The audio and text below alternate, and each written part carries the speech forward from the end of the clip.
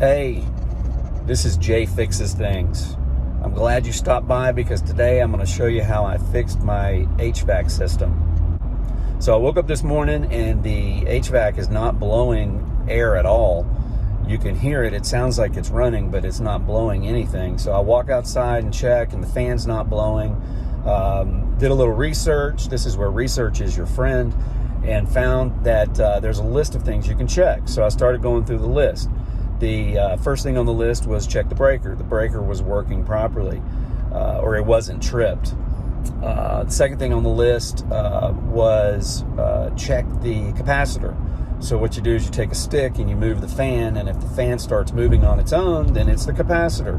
So I started calling around and found the part for $13. Now, you could, or I could, have called somebody to come out and fix it. Probably would have taken a couple of days. And in Nashville heat, that wasn't going to be an option. And plus, they probably would have charged me $300 or $400 because there's no telling what they would have found. Anecdotally, my parents called somebody a few years ago because their system wasn't working. The guy said, "Oh, you're going to need a new system." And they said, "Well, we're going to get a second opinion." They called somebody else, and the guy said, "Did you know that your fuse has been pulled from inside the machine?" So I have a hard time trusting people. So I'm on my way to go get that part. $13 in tax. All right, I'm done. This place turned out to be a shop for professionals. It's a wholesale distributor. But they sold it to me, and I think, they just want to sell product. They don't care. But I got a few things to help me out. So I'm going to clean the condenser coil. So I got some clean foam. This is about $9.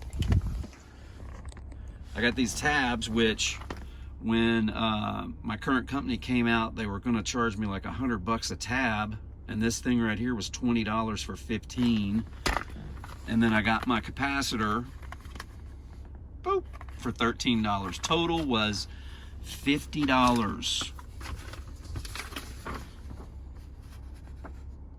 $50.35.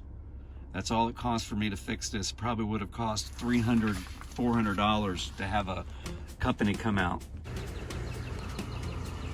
All right, first thing we got to do is flip the breakers. So we're going to go in here and flip the breaker.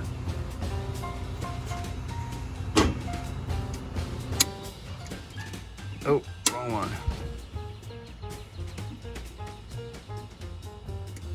Why not? Let's just do them all. That's for both systems. Then we're going to take this panel off right here because this is where the capacitor and all the other electrical equipment is.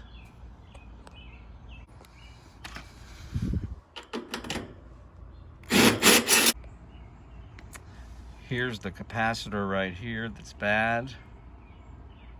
So next thing we do is we take the little bolts right here off the clip.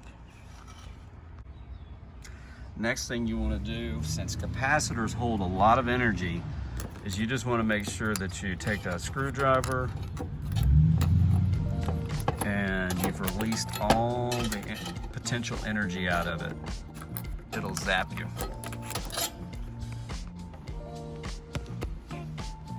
All right, so here's our new one. That's gonna be the next step. Just pull that out and make sure that you have it out and ready to go.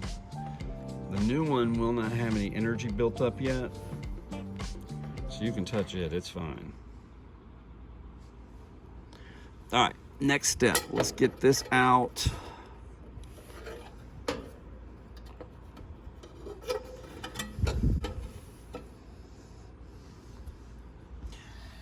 And you can see on the top here, it's you want to make sure that you have these go onto the correct lead.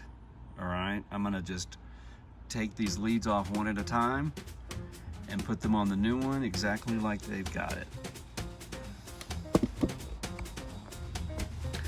All right, so this is gonna be a little loose, as you can see. So I'm gonna snip this off and make me a new hole. So I'm just gonna take these 10 snips like this. Hopefully I don't cut too much off. All right, we've got it in there. It's nice and tight. Only thing left right now is to start it up and see if the fan comes on.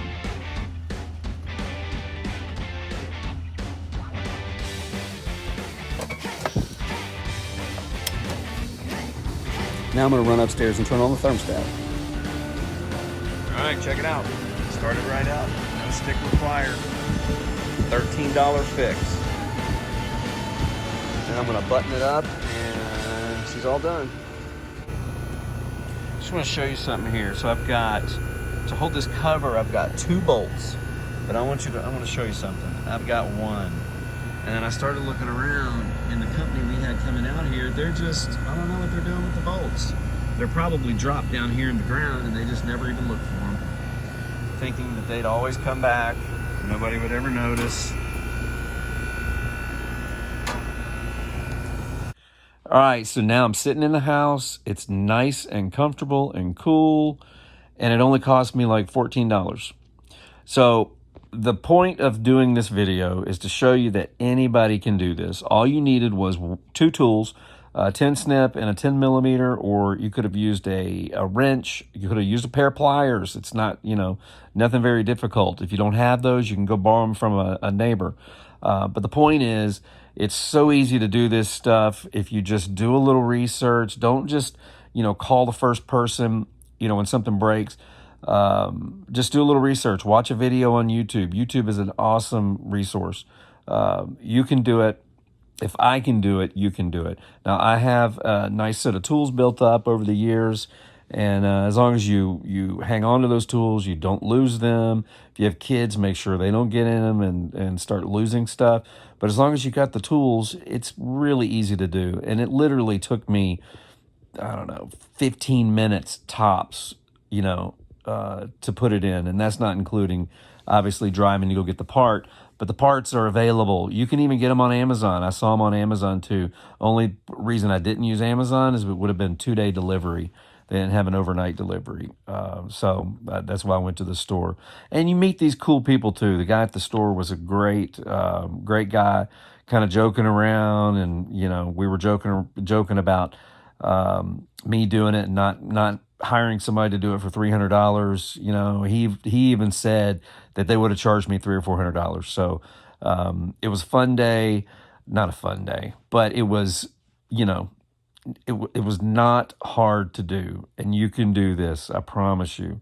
But thanks for watching. Please hit that subscribe button and hit the bell.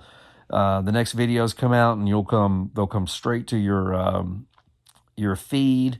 And thanks again. If you liked anything in here, you want to leave a comment below. I'll answer it. And tell your friends about my channel.